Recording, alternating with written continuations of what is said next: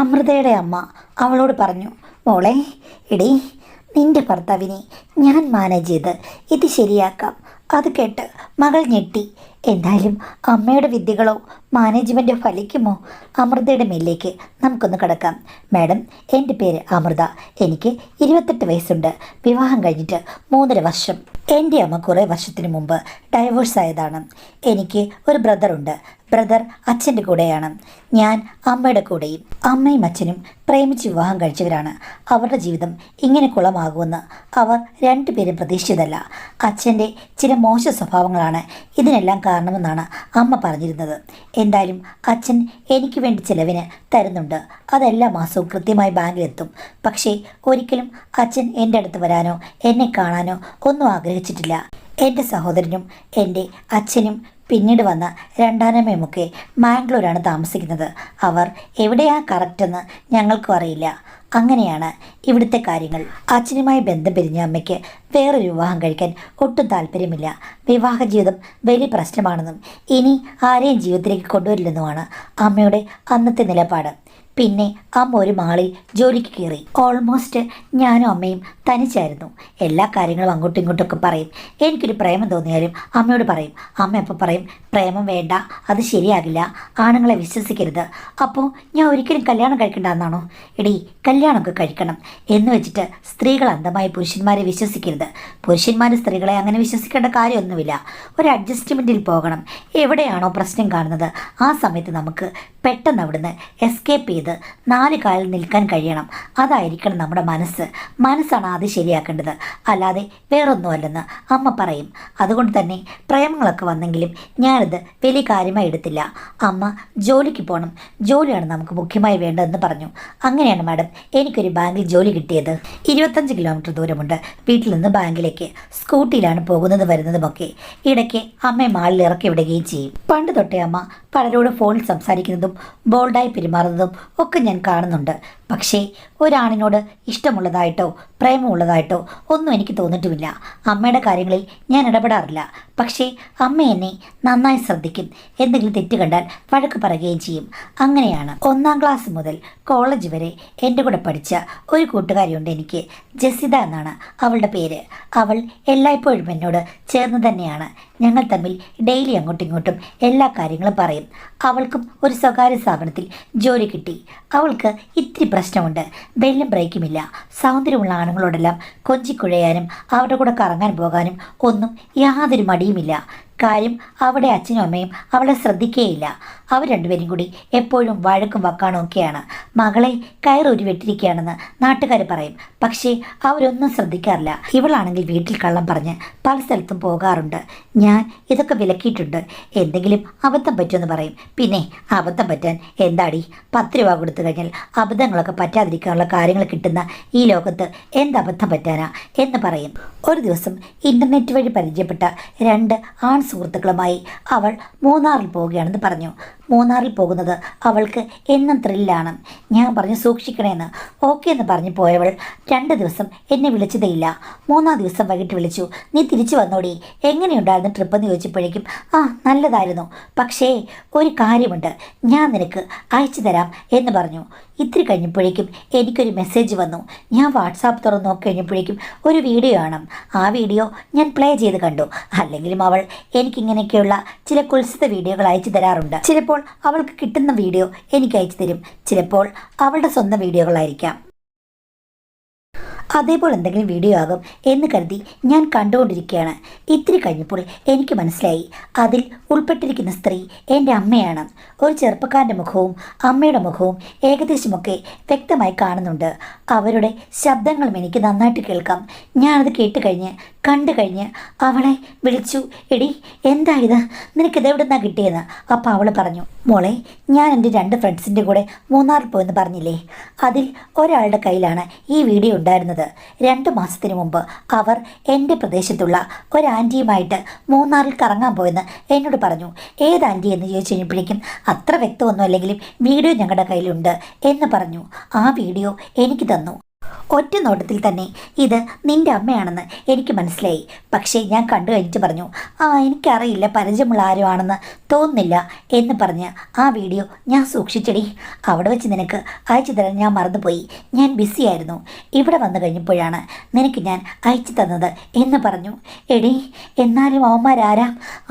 അവർ രണ്ടുപേരും നല്ല ബിസിനസ്സൊക്കെ ചെയ്യുന്നവരാണ്. അതിൽ ഒരാൾക്ക് ആൻറ്റിമാരോടൊക്കെ ഭയങ്കര ക്രേസാണ്. അങ്ങനെ പുള്ളി കണ്ടെത്തിയതാണ്. പിന്നെ അന്ന് പുള്ളിക്കാരൻ്റെ കൂടെ വേറെ സുഹൃത്തും ഉണ്ടായിരുന്നു.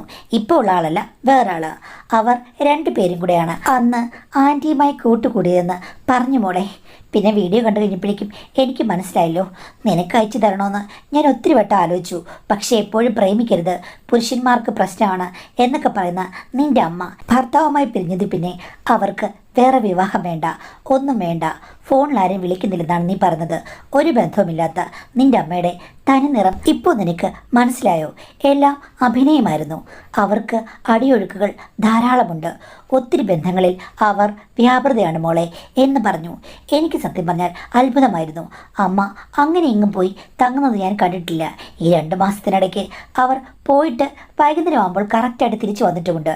ഞാൻ അത് പറഞ്ഞപ്പോൾ അവൾ പറഞ്ഞു, അതിനിപ്പോൾ എന്താ, ഇവിടുന്ന് 2.5 മണിക്കൂറല്ലേ ഉള്ളൂ മൂന്നാറിലേക്ക്. അവിടെ പോയിട്ട് വൈകുന്നേരം കറക്റ്റ് സമയത്ത് തിരിച്ചു വരാൻ എന്താ പാട്? അത് കറക്റ്റാണല്ലോ എന്ന് ഞാനും ഓർത്തു. അമ്മയോട് ഇത് ചോദിക്കണോ വേണ്ടയോ എന്നെനിക്ക് കുറേ ദിവസം ആലോചിക്കേണ്ടി വന്നു. പിന്നെ എന്നെ ഒരു ദിവസം ആണുങ്ങളുടെ കാര്യങ്ങൾ പറഞ്ഞ് നല്ലപോലെ ഉപദേശിച്ചു കഴിഞ്ഞപ്പോഴേക്കും ഞാൻ ഈ വീഡിയോ അങ്ങ് പ്ലേ ചെയ്ത് കാണിച്ചു കൊടുത്തു. എന്തായാലും ഇത്രയും പ്രശ്നങ്ങൾ ഞാൻ ഇതുവരെ ഉണ്ടാക്കിയിട്ടില്ല. പ്രേമമാണെന്ന് പറയും, അല്ലെങ്കിൽ കൂടി വന്നാൽ ഒരു ചായ കുടിക്കാൻ പോകും. അല്ലാതെ മൂന്നാറിൽ പോയിട്ട് ഓ മൈ ഗോഡ് എന്ന് ഞാൻ പറഞ്ഞിട്ടില്ല എന്ന് പറഞ്ഞു. അമ്മ അത് കണ്ട് സ്തബ്ധയായി. ഇതെവിടെ നിന്നാണ് ഈ വീഡിയോ, നിനക്ക് എവിടെ നിന്ന് കിട്ടി എന്ന് ചോദിച്ചു. ഞാൻ പറഞ്ഞു, ഇതെനിക്ക് സോഷ്യൽ മീഡിയയിൽ നിന്ന്, ഇൻ്റർനെറ്റിൽ നിന്ന് കിട്ടിയതാണ്. ഇപ്പോൾ ഇത് ഇൻ്റർനെറ്റിൽ വൈറലാണ്. ഏകദേശം അമ്മയെ അറിയാവുന്ന എല്ലാവർക്കും മനസ്സിലാകും ഇത് അമ്മ തന്നെയാണെന്ന്. ഇനി അമ്മ എങ്ങനെ പുറത്തിറങ്ങി നടക്കും? അപാര ധൈര്യം തന്നെ. രാവിലെ ഇവിടുന്ന് പോകുമ്പോൾ ഒരു ചാക്ക് ഉപദേശം എനിക്കിടും, വൈകിട്ട് വരുമ്പോൾ എന്നെ നിയന്ത്രിക്കും. എന്നിട്ട് അമ്മയ്ക്ക് ഇങ്ങനെ മുഖമുണ്ട്, അച്ഛൻ വേറേതോ പെണ്ണിനെ തേടിപ്പോയെന്നാണ് അമ്മ പറഞ്ഞത്. യഥാർത്ഥത്തിൽ നിങ്ങൾ തമ്മിലുള്ള പ്രശ്നങ്ങൾക്ക് ആരാണ് കാരണം? അമ്മ തന്നെയായിരിക്കുമെന്ന് അലയും വിളിയും കേട്ടപ്പോൾ എനിക്ക് തോന്നുന്നു. സ്വന്തം കുറ്റമെല്ലാം മറച്ചു വെച്ചിട്ട് നിന്റെ അച്ഛൻ മഹാകുറ്റക്കാരനാണ് എന്ന് പറയുന്ന അമ്മയെ അങ്ങോട്ട് വിശ്വസിക്കാൻ പറ്റുന്നില്ല. ആ കൊമ്പിലും ഈ കൊമ്പിലും ഒരുപോലെ മാനേജ് ചെയ്യുന്ന അമ്മയെ കണ്ടപ്പോഴേ എല്ലാ കാര്യങ്ങളും എനിക്ക് മനസ്സിലായി. അതുകൊണ്ട് മേലിൽ എന്നെ ഉപദേശിക്കാൻ വരരുത്. നിങ്ങൾ ഉപദേശിക്കുന്ന പോലെ നടക്കാൻ എനിക്ക് പറ്റില്ലെന്ന് പറഞ്ഞ് ഞാൻ പൊട്ടിത്തെറിച്ചു. ചില്ലറയൊന്നുമല്ല എന്നെ ഉപദേശിച്ചിട്ടുള്ളത്. അമ്മ ഇത് കേട്ട് തളർന്ന് സോഫയിലിരുന്നു. മോളെ എടി, ഞാൻ പറഞ്ഞു, കൂടുതൽ സെൻറ്റിമെൻറ്റ്സ് നാടകമൊന്നും എൻ്റെ അടുത്ത് വേണ്ട. കാര്യങ്ങൾ മനസ്സിലായല്ലോ. ഇനിയിപ്പോൾ അമ്മ പറയുകയാണ് ഇത് അമ്മയല്ല, എല്ലാം ഫേക്കാണെന്ന് പറഞ്ഞു കഴിഞ്ഞാൽ ചിലപ്പോൾ പൊട്ടന്മാർ വിശ്വസിച്ചേക്കും. ഞാൻ വിശ്വസിക്കില്ലെന്ന് പറഞ്ഞു. അമ്മ എന്നെ പിടിച്ച് അടുത്തിരുത്തിയിട്ട്, മോളെ അമ്മ എങ്ങനെയാടി പച്ചയ്ക്കങ്ങ് ജീവിക്കുക? ഇടയ്ക്ക് അമ്മയ്ക്ക് വേണ്ടേ എൻ്റർടൈൻമെൻറ്റുകൾ? അത് കൊള്ളാം, അമ്മയ്ക്കെല്ലാം ആകാം, എനിക്കൊന്നും പറ്റില്ലേ? എടീ, നീയാണെങ്കിൽ വിവാഹം കഴിക്കാത്തൊരു പെണ്ണല്ലേ? ഏതൊരു സ്ത്രീയാണെങ്കിലും സ്വന്തം മകളോട് ഇങ്ങനെയല്ലേ പറയുകയുള്ളൂ? അത് മാത്രമല്ല, രാവിലെ ജോലിക്ക് പോകുന്ന സമയത്ത് മാത്രമല്ലേ ഉള്ളൂ എൻ്റെ ലീലാവിലാസങ്ങൾ. വൈകുന്നേരം ഞാൻ കറക്റ്റ് സമയത്ത് വരും. നീ എന്തെങ്കിലും ഒറ്റയ്ക്കായിട്ടുണ്ടോ? കൊള്ളാം, ജോലിക്ക് പോകാണെന്ന് പറഞ്ഞ് ഇറങ്ങാണ്. അതിൻ്റെ മറവിൽ മില്ലിൽ പോയി അരിയും നെല്ലും കുത്തും. വൈകുന്നേരം ആകുമ്പോഴേക്കും ഇങ്ങി വരും. ഇതാണോ അമ്മേ യഥാർത്ഥത്തിൽ അമ്മ ചെയ്യേണ്ടത് എന്ന് ചോദിച്ചു. അമ്മ ലജ്ജിച്ച് തല താഴ്ത്തി. എന്നാലും ഇത് വൈറലായ മോളെന്ന് ചോദിച്ചപ്പോൾ ഞാൻ പറഞ്ഞു, വൈറലൊന്നും ആയില്ല. ശരിക്കും സംഭവിച്ചത് എന്താണെന്ന് വെച്ച് കഴിഞ്ഞാൽ എൻ്റെ കൂട്ടുകാരി ഒരു യാത്ര പോയി കഴിഞ്ഞപ്പോഴേക്കും ഈ പറഞ്ഞ വ്യക്തി തന്നെ കൊടുത്താണെന്ന് പറഞ്ഞു. എങ്കിൽ ശ്രുതി തന്നെയാകും. അവനോട് ഞാനെന്ന് പറഞ്ഞതാണ് ഈ വീഡിയോ എടുക്കരുതെന്ന്. അവൻ പറഞ്ഞു ഒരു കുഴപ്പമില്ലെന്ന്. ഇപ്പോൾ അവൻ എന്നെ വെട്ടിലാക്കിയല്ലേ അമ്മേ. വീഡിയോ എടുക്കുന്നതാണെങ്കിലും അല്ലതാണെങ്കിലും എല്ലാ കാര്യങ്ങളും റിസ്ക് ആണെന്ന് അമ്മ തന്നെയല്ലേ എന്നോട് പറഞ്ഞിട്ടുള്ളത്. എന്നിട്ട് അമ്മ തന്നെ ഇതെല്ലാം ലംഘിച്ചല്ലോ എന്ന്. എന്ത് ചെയ്യാനാടി മോളെ? അടങ്ങിയിരിക്കാൻ അമ്മയ്ക്ക് പറ്റില്ല. യഥാർത്ഥത്തിൽ അച്ഛനാണോ അമ്മയെ വഞ്ചിച്ചത്, അതോ അമ്മയാണോ അച്ഛനെ വഞ്ചിച്ചത്? എടി, ശരിക്കും അങ്ങേരാ വഞ്ചിച്ചത്. ഞാൻ അന്ന് വരെ എൻ്റെ ഭർത്താവിനെ നോക്കിയിരിക്കുന്ന ഒരു സ്ത്രീ തന്നെയായിരുന്നു. ഭർത്താവിനെ നോക്കിയിരിക്കും, അത് കഴിയുമ്പോൾ എന്ത് ചെയ്യും? പൊടി, അങ്ങനല്ല. ഭർത്താവിന് വേണ്ടി മാത്രം ജീവിച്ചു, കുട്ടികൾക്ക് വേണ്ടി മാത്രം ജീവിച്ചു. അങ്ങയുടെ കയ്യിൽ നിന്നൊരു തെറ്റുണ്ടായി കഴിഞ്ഞപ്പോൾ പിരിഞ്ഞു കഴിഞ്ഞപ്പോൾ ഞാൻ ഓർത്തു, ഞാനെന്തിനാണ് വെറുതെ അടങ്ങി ഒതുങ്ങി നടക്കുന്നത്? അതുകൊണ്ട് എന്ത് ഗുണം? അപ്പോൾ അമ്മയ്ക്ക് എന്തോ ആകാം. ഇടി, നിന്റെ കല്യാണം കഴിഞ്ഞിട്ടില്ല. നീ നല്ലൊരാളെ കല്യാണം കഴിക്കൂ. ആ ജീവിതം നല്ലതാണെങ്കിൽ മനസ്സമാനത്തോടുകൂടി ജീവിക്ക്. ഇനി അങ്ങനെയല്ല, ഭർത്താവ് പ്രശ്നക്കാരാണെന്ന് വെച്ച് കഴിഞ്ഞാൽ ശരി, അമ്മയുടെ പാത നീ സ്വീകരിക്കൂ, അത്രേ ഉള്ളൂ. നീ ഇപ്പോൾ അമ്മയെ അനുകരിക്കാറായിട്ടില്ല. നിനക്ക് പേരുദോഷമുണ്ടാകരുത്. നല്ലൊരു കുടുംബജീവിതം കിട്ടണം. ലക്കിന് നിന്റെ ഭർത്താവ് നല്ലൊരാളാണെങ്കിൽ നിന്റെ ജീവിതം സമ്പുഷ്ടമാകില്ലേ മോളെ? പിന്നെ നിന്റെ കൂട്ടുകാരി, അവള് പശപ്പശ കാണുന്ന പണ്ടേ എനിക്കറിയാം. എൻ്റെ ഈ വീഡിയോയുടെ കാര്യം പറഞ്ഞ് നീ വെറുതെ താളം ചവിട്ടണ്ട. നിനക്ക് നല്ലൊരു കുടുംബജീവിതം ഞാൻ തന്നെ ഉണ്ടാക്കിത്തരും. നല്ലൊരു ചെക്കനെ ഞാൻ കണ്ടുപിടിച്ച് തരും. ആദ്യം നീ പഠിച്ച് ജോലിയൊക്കെ ചെയ്യൂ എന്ന് പറഞ്ഞു. അങ്ങനെയാണ് മാഡം എൻ്റെ വിവാഹം ജോലി കിട്ടിയ ശേഷം നടന്നത്. ചെക്കന്മാരെയെല്ലാം അമ്മ തന്നെയാണ് കണ്ടുപിടിച്ചത്. എന്നെ കാണാൻ വന്ന 8ാമത്തെ ചെക്കനാണ് എൻ്റെ ഭർത്താവ്. എല്ലാ ചെക്കന്മാരെയും കാണാൻ നല്ല സൂപ്പർ സുന്ദരന്മാരായിരുന്നു. എൻ്റെ അമ്മയുടെ സെലക്ഷനല്ലേ. എന്തായാലും ഇതാണ് ജാതക പൊരുത്തം. എല്ലാം കൊണ്ടും ജോലി, ആ കാര്യങ്ങൾ എല്ലാം ഓക്കെ ആയത്. പുള്ളിക്കാരൻ ഗൾഫിലാണ്. എങ്കിലും 6 മാസം 8 മാസമൊക്കെ കൂടിയിരിക്കുമ്പോഴേക്കും നാട്ടിൽ വരാവുന്നതേ ഉള്ളൂ. എൻ്റെ ഭർത്താവിനുള്ളത് 2ാമയാണ്. അവരുമായിട്ട് അത്ര നല്ല ടൈംസ് ഒന്നുമല്ല. വിവാഹത്തിന് വന്നേ ഉള്ളൂ. പിന്നെ അദ്ദേഹത്തിന് സ്വന്തമായി ചെറിയൊരു ഫ്ലാറ്റുണ്ട്. 1 സ്റ്റുഡിയോ അപ്പാർട്ട്മെൻ്റ് ആണേ. അവിടെയാണ് ഞങ്ങളുടെ ജീവിതം ആരംഭിച്ചത്. പിന്നെ പുള്ളിക്കാരൻ പോയി കഴിഞ്ഞപ്പോഴേക്കും ഞാൻ തിരിച്ച് എൻ്റെ വീട്ടിൽ വന്നു ജോലിക്ക് പോകാനും തുടങ്ങി. ഇടയ്ക്കിടയ്ക്ക് വരും. അങ്ങനെയാണ് ഞങ്ങളുടെ ദാമ്പത്യം. ഹസ്ബൻഡ് സുന്ദരനാണ്. നല്ല രീതിയിൽ എന്നെ സ്നേഹിക്കുന്നുണ്ട്. അതുമാത്രമല്ല ബോഡി നന്നായി മെയിൻറ്റെയിൻ ചെയ്യാൻ ശ്രമിക്കുന്ന ആളാണ്. നല്ല ഫിഗറുണ്ട്. സോഷ്യൽ മീഡിയയിലൊക്കെ നല്ല ഫാൻസുമുണ്ട്. എല്ലാവർക്കും സ്വപ്നം കാണാൻ പറ്റുന്ന ഒരു ഭർത്താവ് എന്ന് പറയാം. ഞാനും സന്തോഷവതിയായിരുന്നു. അമ്മയ്ക്കും ഓക്കെ, കണ്ടോടി, നിനക്ക് നല്ലൊരു ചെക്കനെ ഞാൻ കണ്ടുപിടിച്ച് തന്നില്ലേ. നിൻ്റെ ജീവിതം ഇപ്പോൾ സന്തോഷകരമല്ലേ? അല്ലാതെ അമ്മ പോകുന്ന പോലെ ചാടുന്ന പോലെ നിനക്ക് ചാടേണ്ട കാര്യമില്ല.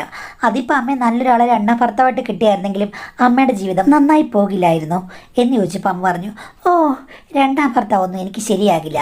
അത് ശരിയാ, അമ്മയ്ക്ക് 2ാം ഭർത്താവ് ശരിയാകില്ല. 1, 2, 3 ഒക്കെ. അത് ഞാൻ വീഡിയോയിൽ കണ്ടതല്ലേ, അലർച്ചയും വിളിയും എന്ന് പറഞ്ഞു. എടീ, നീ എന്നത് ഓർമ്മിപ്പിക്കരുത്. നീ ഇപ്പോഴത് സൂക്ഷിച്ചിട്ടുണ്ടോ? മൊബൈൽ എങ്ങനെ കിടന്ന് എൻ്റെ മരുമോനിത് കണ്ടാലോ? അങ്ങേരിതൊക്കെ നേരത്തെ കണ്ടു കാണും. അത്രയ്ക്കും വൈറലല്ലേ എന്ന് ചോദിച്ചപ്പോഴേക്കും അമ്മ എന്നെ ചാടിക്കടിക്കാൻ വന്നു. എടീ, തോന്നിയാസം പറഞ്ഞ് നിർത്ത്. നീ ഇപ്പോൾ ഒരു ഭാര്യയാണ്. അടങ്ങി ഒതുങ്ങി അവനെ ധ്യാനിച്ച് കഴിയൂ. ധ്യാനിക്കണോ വേണ്ടയോ എന്ന് ഞാൻ പതുക്കെ തീരുമാനിക്കാമെന്ന് പറഞ്ഞു. ഇങ്ങനെ ഞങ്ങൾക്കിടയിൽ രഹസ്യമായ ചില വഴക്കുകൾ വരും. പക്ഷേ ഹസ്ബൻഡ് വരുമ്പോൾ ഞങ്ങൾ രണ്ടുപേരും മാതൃക അമ്മ, മാതൃക മകൾ.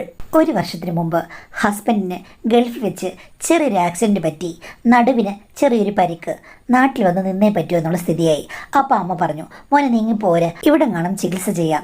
ബിസിനസ്സോ മറ്റോ ഇവിടെ തുടങ്ങുന്നെങ്കിൽ തുടങ്ങുമെന്ന് പറഞ്ഞു. അപ്പോൾ ഹസ്ബൻഡ് പറഞ്ഞു, ബിസിനസ്സൊന്നും തുടങ്ങേണ്ട കാര്യമില്ല, എല്ലാം അത്യാവശ്യത്തിനുണ്ടല്ലോ അമ്മേ. തൽക്കാലം 1 വർഷത്തേക്ക് ഞാനിവിടെ വന്ന് ചികിത്സയൊക്കെ ചെയ്ത് റിലാക്സ്ഡ് ആയിട്ട് നിൽക്കാൻ പോവുകയാണ്. പിന്നെ ഒരു വിസ വരുമ്പോൾ നമുക്ക് ട്രൈ ചെയ്യാമെന്ന് പറഞ്ഞു. അത് മതി, നീ ഇവിടെ വാ. നിൻ്റെ സമയം ഇപ്പോൾ ഇവിടെ ആവശ്യമാണ്. ഇപ്പോൾ കുറച്ച് നാളായിട്ടൊക്കെ വല്ലപ്പോഴല്ലേ കാണുന്നുള്ളൂ. എൻ്റെ മോളും ജീവിതത്തിൽ ഭർത്താവ് എപ്പോഴും അടുത്തുള്ളതിൻ്റെ ഒരു സന്തോഷം അനുഭവിക്കട്ടെ എന്നൊക്കെ പറഞ്ഞു.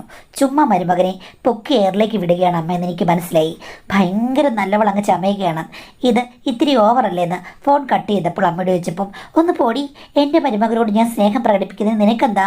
നിൻ്റെ ഭർത്താവ് വരുമ്പോൾ അവനെ നല്ല രീതിയിൽ പരിചരിച്ച് നിൽക്കാൻ നോക്ക്. എടീ, അമ്മയുടെ വീഡിയോ കണ്ടിട്ട് അമ്മയെ കുറ്റം പറയാതെ അമ്മയുടെ കഴിവുകൾ കണ്ട് മനസ്സിലാക്കി സ്വന്തം ഭർത്താവിനോട് ചേർന്ന് നിൽക്കൂ. അത് കൊള്ളാം. കഴിവുകളും കറക്കിക്കുത്തുകളുമൊക്കെ പണ്ട് സ്വന്തം ഭർത്താവിൻ്റെ അടുത്ത് അമ്മയ്ക്ക് എടുക്കാൻ കഴിഞ്ഞില്ലേ? ഭർത്താവ് പിന്നെന്തിനാ അമ്മയെ ഉപേക്ഷിച്ച് പോയത്? എടീ, അന്ന് എനിക്കൊന്നും അറിയില്ലായിരുന്നു. എനിക്ക് മനസ്സിലായി. കുറേ വട്ടം പിന്നീട് മൂന്നാർ പോയി കഴിഞ്ഞപ്പോൾ അമ്മയ്ക്ക് നല്ല കഴിവുകൾ കിട്ടി. പക്ഷെ എന്ത് ചെയ്യാനാണ്, എനിക്ക് ഭർത്താവ് മാത്രമല്ലേ ഉള്ളൂ. ചുമ്മാ മൂന്നാർ പോകാൻ പറ്റുമോ? അതുകൊണ്ട് എനിക്ക് വ്യത്യസ്തമായ കഴിവുകൾ ഉണ്ടാക്കാൻ പറ്റുമെന്ന് തോന്നുന്നില്ല എന്ന് പറഞ്ഞ് അമ്മയുടെ നാക്ക് ഞാൻ അടപ്പിച്ചു. അങ്ങനെ ഹസ്ബൻഡ് നാട്ടിൽ വന്നു. എറണാകുളത്തെ പ്രശസ്തമായ ഒരു ഹോസ്പിറ്റലാണ് കാണിച്ചത്. ചെറിയൊരു സർജറി നിർദ്ദേശിച്ചു. ആ സർജറി നടത്തി. 3 മാസം കൊണ്ട് റിക്കവറി ഉണ്ടാകുമെന്ന് പറഞ്ഞു. അത് ശരിയാകുകയും ചെയ്തു. അത് കഴിഞ്ഞ ശേഷം ജിമ്മിൽ പോകാൻ തുടങ്ങി. പിന്നെ പുള്ളി 1 വർഷമെങ്കിലും ഇവിടെ നിൽക്കാമെന്നും പറഞ്ഞു. ബിസിനസ് ഐഡിയാസ് ഒന്നുമില്ല, ക്യാഷൊക്കെ ഇഷ്ടം പോലെ ഉണ്ട്, അതുകൊണ്ട് അടിച്ചു പൊളിച്ച് ജീവിക്കാം എന്നാണ് പറഞ്ഞത്. രാത്രി മിക്ക ദിവസങ്ങളിലും ഞങ്ങൾ എൻ്റെ വീട്ടിലാണ് ഉറങ്ങാറുള്ളത്. അപൂർവം ചില ദിവസങ്ങളിൽ ഞങ്ങൾ എവിടെയെങ്കിലും പോയി താമസിച്ച് വരുമ്പോൾ മാത്രമേ നഗരത്തിലെ ഫ്ലാറ്റിലേക്ക് ഞങ്ങൾ പോകാറുള്ളൂ. അല്ലാതെ സമയത്ത് അവധി ദിവസങ്ങളിൽ ഞങ്ങളെല്ലാവരും കൂടെ ഫ്ലാറ്റിൽ പോയി പാചകമൊക്കെ ചെയ്യും. അങ്ങനെയാണ്. അമ്മയാണെങ്കിൽ പിന്നെ വന്നു കഴിഞ്ഞാൽ മരുമോൻ്റെ ഇഷ്ടത്തിനനുസരിച്ച് പല കാര്യങ്ങളും ഉണ്ടാക്കി കൊടുക്കും. എന്താണോ പറഞ്ഞത് അപ്പം തന്നെ ഉണ്ടാക്കി കൊടുക്കും.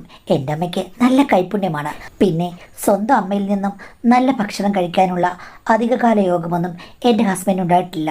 രണ്ടാനമ്മ ഇത്തിരി പ്രശ്നക്കാരി തന്നെയായിരുന്നു എന്നാണ് ഹസ്ബൻഡ് പറഞ്ഞു കേട്ടിട്ടുള്ളത്. എന്തായാലും ഇവിടെ എൻ്റെ ഹസ്ബൻഡ് 100% കംഫർട്ടബിളാണ്.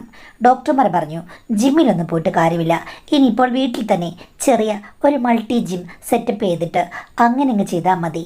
ചെറിയ ചില എക്സസൈസുകളും മറ്റു കാര്യങ്ങളും ഹെവി ഒന്നും വേണ്ടാന്ന് പറഞ്ഞിട്ട് അവർ പറഞ്ഞ രീതിയിലാണ് വീട്ടിൽ ജിം എക്യുപ്മെൻറ്റ്സൊക്കെ സെറ്റ് ചെയ്തത്. പിന്നെ സർജറി കഴിഞ്ഞ് 1-2 മാസം കഴിഞ്ഞപ്പോഴേ ഞങ്ങൾ തമ്മിലുള്ള എല്ലാ കാര്യങ്ങളും നോർമൽ ലെവലിലായി. ഒരു ദിവസം അമ്മ എന്നോട് അന്വേഷിക്കുകയും ചെയ്തു കുഴപ്പമൊന്നുമില്ലല്ലോ എന്ന്. ഞാൻ പറഞ്ഞു എല്ലാം ഓക്കെ ആണമ്മേന്ന്. എങ്കിൽ പിന്നെ എന്താടി നിങ്ങൾക്ക് ഇത്രയും നാളായിട്ടും ഒരു വിശേഷം ഉണ്ടാകാത്തത്, നിങ്ങൾ രണ്ടുപേരും കൂടി എന്തെങ്കിലും നിശ്ചയിച്ചിട്ടുണ്ടോ എന്ന് ചോദിച്ചു. ഇല്ലമ്മേ, സംഭവിക്കുമ്പോൾ സംഭവിക്കട്ടെ എന്നാണ്. എന്തായാലും ഒന്ന് ചെക്കപ്പ് ചെയ്ത് നോക്കണം. ഇത്രയും കാലം അവൻ ഗൾഫിലാണെന്നല്ലോ, 6 മാസമായിട്ട് വരികയും ചെയ്യും. എന്നിട്ടും ഒരു പ്രയോജനവും ഉണ്ടായില്ല. എടി ചെക്കപ്പ് ചെയ്യണമെന്ന് പറഞ്ഞു. ഞാൻ ഹസ്ബൻഡിനോട് പറഞ്ഞപ്പോൾ ഹസ്ബൻഡ് പറഞ്ഞു അതിനെന്താ നമുക്ക് നോക്കാം, അമ്മ പറഞ്ഞതല്ലേ എന്ന് പറഞ്ഞ് ഞങ്ങളൊരു ഗൈനക്കോളജിസ്റ്റിനെ കണ്ടു. വിശദമായ ചെക്കപ്പിൻ്റെ ഫലം വന്നു കഴിഞ്ഞപ്പോഴേക്കും ഞങ്ങളെല്ലാം ഞെട്ടിപ്പോയി. കാരണം സുന്ദരൻ, ആരോഗ്യവാൻ, വേറെ യാതൊരു പ്രശ്നങ്ങളുമില്ല, ദാമ്പത്യം അടിപൊളിയായിട്ട് പോന്നു. അങ്ങനെ ഒരു മനുഷ്യന് കൗണ്ടെന്ന് പറഞ്ഞ സാധനം 0, ഒന്നുമില്ല. അമ്മ മൂക്കത്ത് വിരൽ വെച്ചു. ചുമ്മാതാണോ? പിന്നെ തുടർ ചികിത്സകളായി. വേറെ സ്കാനിങ്ങും മറ്റു കാര്യങ്ങളും ഒക്കെ നോക്കി മാഡം 1 വർഷത്തെ ട്രീറ്റ്മെൻറ്റെങ്കിലും വേണമെന്ന് ഡോക്ടർമാർ പറഞ്ഞു.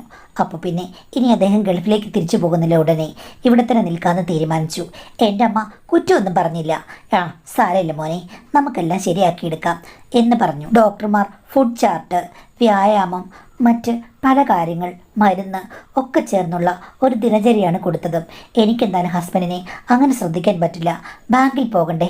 ഉടനെ അമ്മ പറഞ്ഞു എന്തായാലും മാളിലെ ജോലി ഞാൻ ഇനി പോകുന്നില്ല, ഞാൻ ഇവനെ മാനേജ് ചെയ്തോളാം, മോള് ധൈര്യമായിട്ട് പോയിക്കോ, അവന് വേണ്ടത് എന്താണെന്ന് വെച്ച് കഴിഞ്ഞാൽ ഞാൻ ഉണ്ടാക്കി കൊടുത്തോളാം. അവിടെ എല്ലാ കാര്യങ്ങളും നമുക്ക് 1 വർഷത്തിനുള്ളിൽ ഡോക്ടർമാർ പറഞ്ഞ സമയത്ത് ശരിയാക്കിയെടുക്കണമെന്ന് പറഞ്ഞു. അത് കേട്ടപ്പോഴാണ് സത്യം പറഞ്ഞാൽ എനിക്കൊരു ആശ്വാസമായത്. നട്ട്സ്, ഫ്രൂട്ട്സ്, സലാഡ്സ്, അങ്ങനെയുള്ള ഹെൽത്തി ഡയറ്റുകളെല്ലാം അമ്മ പ്രിപ്പയർ ചെയ്യും. ഹസ്ബൻഡ് അതനുസരിക്കുകയും ചെയ്യും. ഈ ഒരു കാര്യത്തിൽ ഭർത്താവിന് കുറച്ച് ന്യൂനതകളുണ്ടെങ്കിലും എൻ്റെ കാര്യങ്ങളിൽ ഒരു പ്രശ്നവുമില്ല. ഭർത്താവ് കൂടുതൽ സുന്ദരനായി, എനിക്ക് കിട്ടുന്ന സ്നേഹം ഇരട്ടിയാവുകയും ചെയ്തു.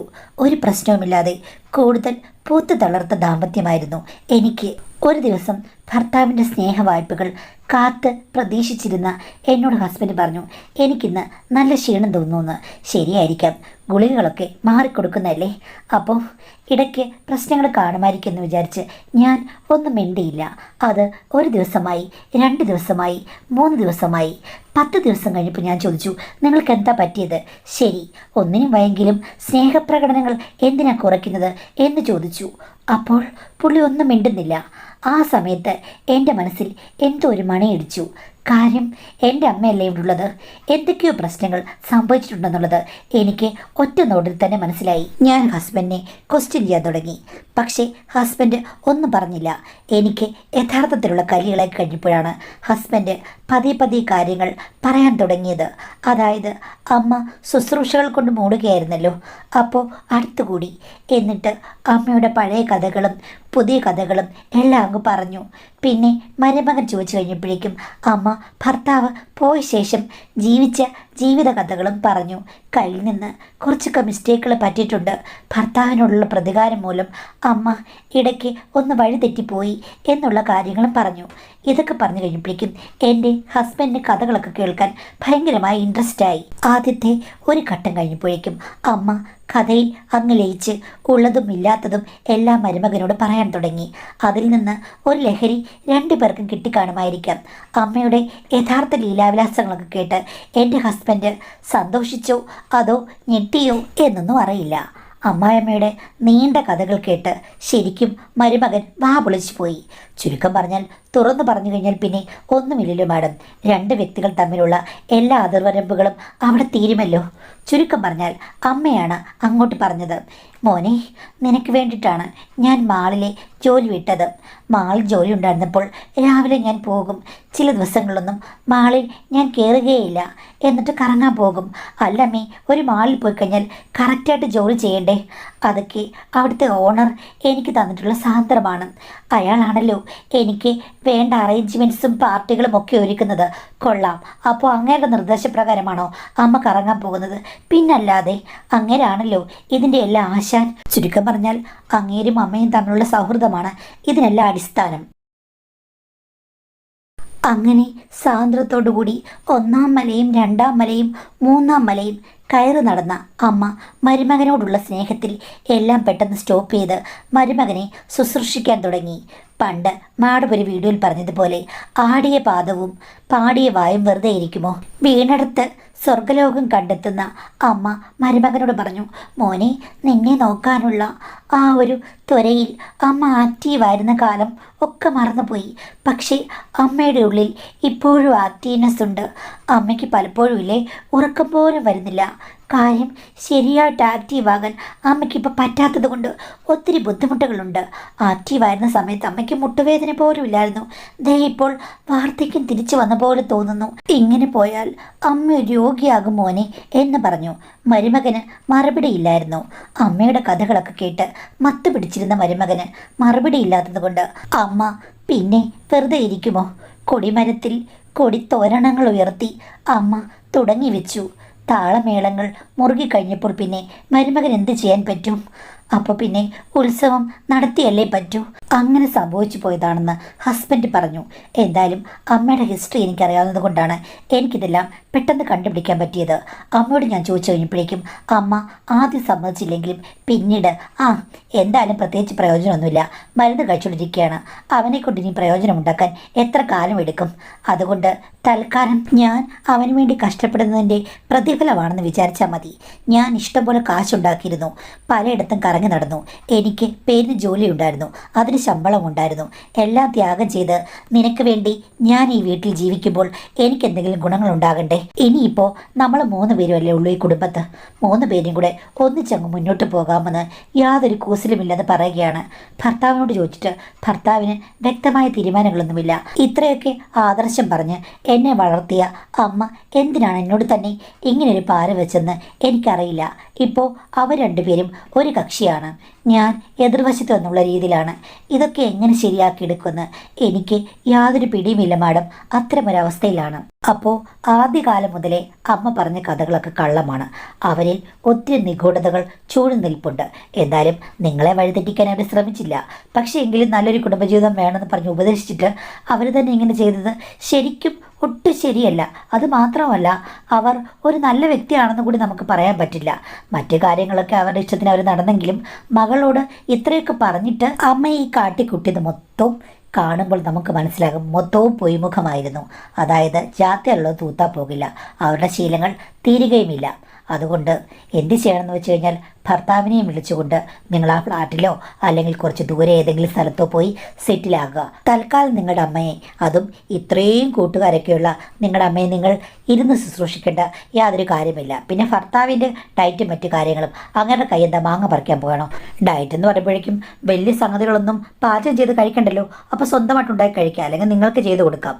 അതിനുവേണ്ടി ഇപ്പോൾ അമ്മ 24 മണിക്കൂർ നിൽക്കണം എന്നൊക്കെ പറഞ്ഞാൽ അതിശയോക്തിയല്ലേ? അതുകൊണ്ട് നിങ്ങൾ നിങ്ങളുടെ കാര്യം നോക്കി വേറെ സ്ഥലത്ത് സെറ്റിലാകുക. ഭർത്താവിനോട് ക്ഷമിക്കാൻ പറ്റുമെങ്കിൽ അങ്ങനെ ചെയ്യുക.